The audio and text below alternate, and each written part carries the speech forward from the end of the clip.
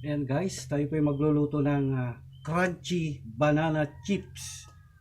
Painitin lang po natin itong ating mantika. Ito po yung mga banana natin na peel na.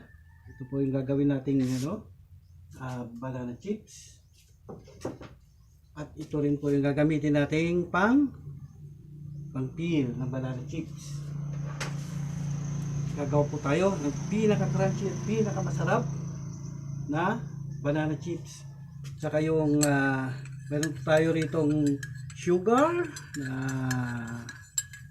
tinunaw sa tubig. Ito yung gagamitin natin mamaya pang tamis. Tunawin po natin yung sugar na sa tubig, tapos saka natin ilalagay mamaya. Okay? Yung ginagamit ko pong sugar dito ay ang wash sugar po para maganda yung texture ng banana chips natin. So, kainitin lang muna natin yung mantika, bago natin umpisahan ang pagpipil.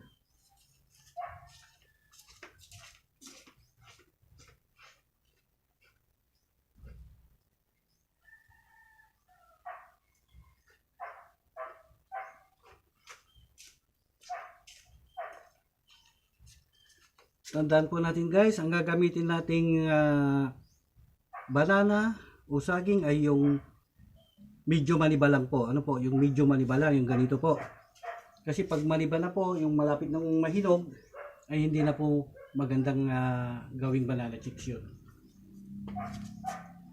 So, tignan natin kung mainit na yung mantika natin. Mainit na.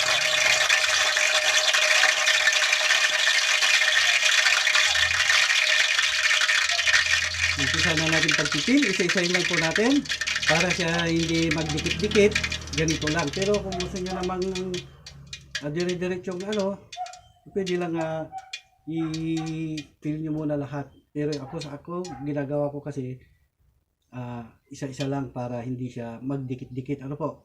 So umpisa na natin, mainit na po ang ating mantika. Ganito lang po 'yon. Yan. Ayan. Ayan. Ayan. Pwede rin po yung pampiling ng saging, ay ng mga gulay-gulay, pwedeng gamitin po dito. Ayan po, tignan nyo guys. Ayan, ganyan po ang para manipis. Maganda yung pagka ng banana natin. Ayan. Ayan. Ganyan lang po. Ayan. Dagdagan lang po lang ito ng dagdagan. Ayan. Ayan po. Para hindi siya magdikit-dikit. Ano po? Ganyan po gagawin natin. Pag naluto po ito, crunchy po ito mga kaibigan, mga karis.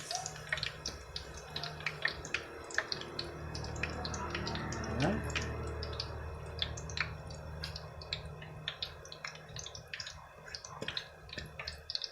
Ganda po,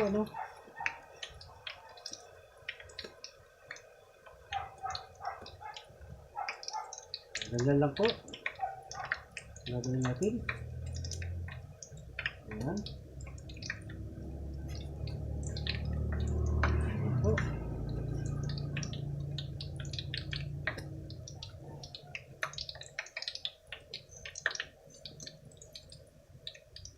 Para hindi siya magdikit-dikit. Ano po?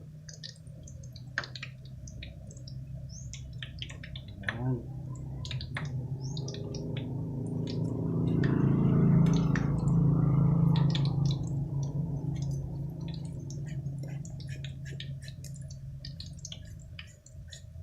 Kailangan matalin po yung ginagamit natin. Ito po, kailangan po matalin po yan.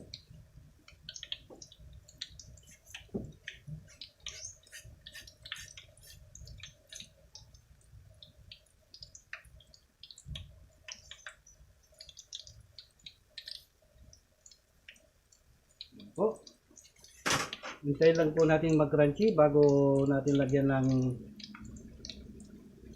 Nararamdaman po natin ang pagka-crunchy na bago natin lagyan ng sugar. Ano po? Yan, ganyan lang natin. Ayan natin siya hanggang sa mag-crunchy.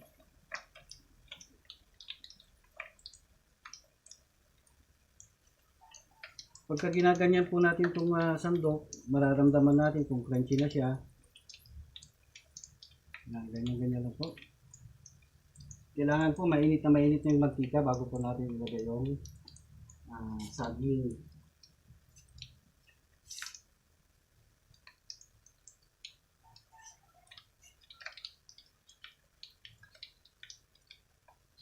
Yan, kaya medyo crunchy na, ibaliktad natin. Ganyan lang po natin. Ayan. Ito. Ayan. Napakasarap po dito. Napaka-crunchy po dito pagka ito'y naluto na. Pwede rin po itong pang business. Ano po? Ito po ay ginagawa din namin business. Meron po kami sample dito. Ito po yung nakapak na sample. Ito po ay yung sa mga pasalubong center. Ito po yung 30, 300. Ganon ang benta nila. Dito sa amin, sa mga reseller, binibigay lang po namin ng 20 pesos ang isang ganito, yung malaki. Pero pag sa pasalubong center po, 35, 30 to 35 po isa dito. 300 po binta nila. Ito naman po yung nire-repack namin na tigpa 5. Ito ay mabilis sa estudyante, tigpa 5 isa lang po. Sa mga reseller namin, binibigay po namin ng 12 pesos po ito. Yung isang naka dito, tapos 5 isa, 50 pesos po yung isang ganito, 12 pieces po ang laman, at bibenta lang po ng tigpa 5 pesos ang isa. May dalawa pong pasobra na para sa tubo po ng mag-insulin. Ayan po guys, oh. Ayan, oh. Nararamdaman ko, crunchy na po siya, oh. Kunti pa po, kunting-kunti na lang. At lalagyan natin ng sugar na. Medyo baliktad rin natin. Careful lang pag pagbaliktad po, ano, para hindi siya madurog. Yan. Ito ay napaka-crunchy. Ang sarap, no? Yan. Sarap ng banana chips na ito.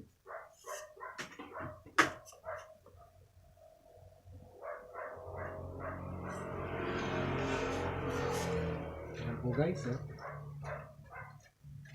naramdaman na natin yung crunchy na yan, tsaka natin lalagyan ng sugar. Tandaan po guys, yung sugar ihahalo po sa tubig po, haluin maigi. Kailangan yung sugar ay tunaw na tunaw doon sa tubig bago natin ilagay.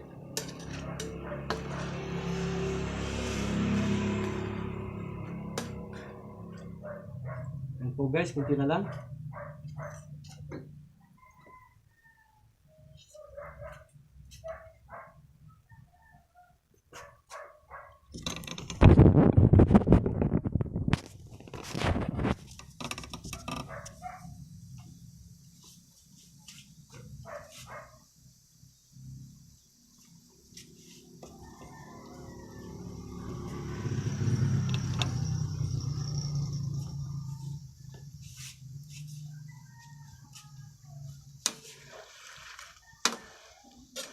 Ayan po, crunchy na po siya.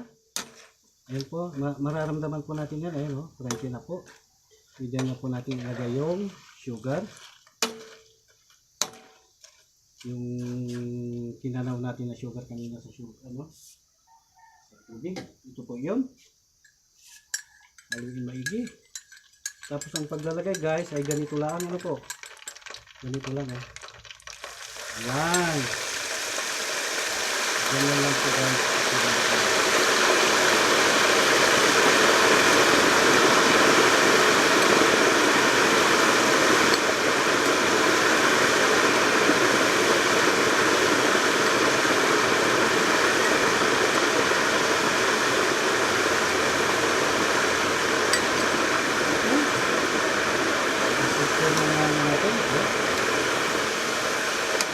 Wow.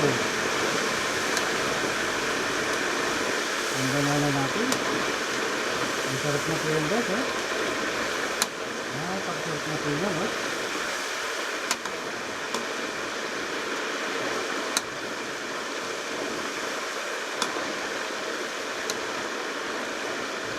Yan.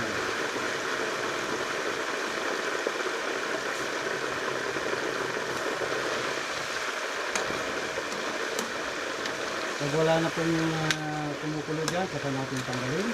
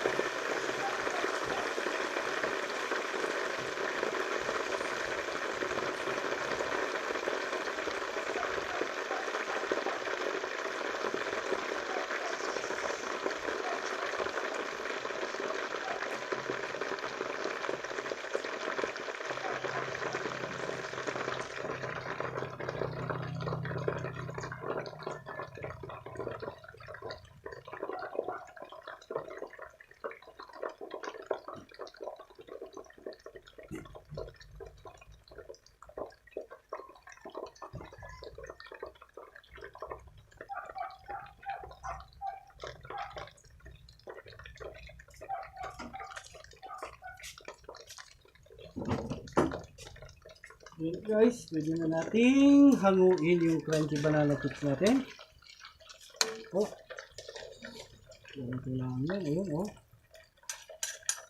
Super crunchy banana chips.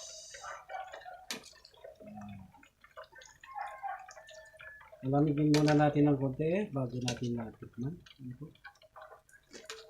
Super crunchy banana chips.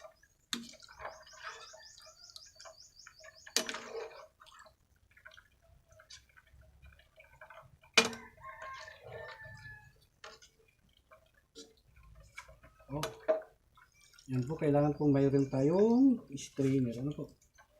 Para yung mantika ay hindi sumama. Ay!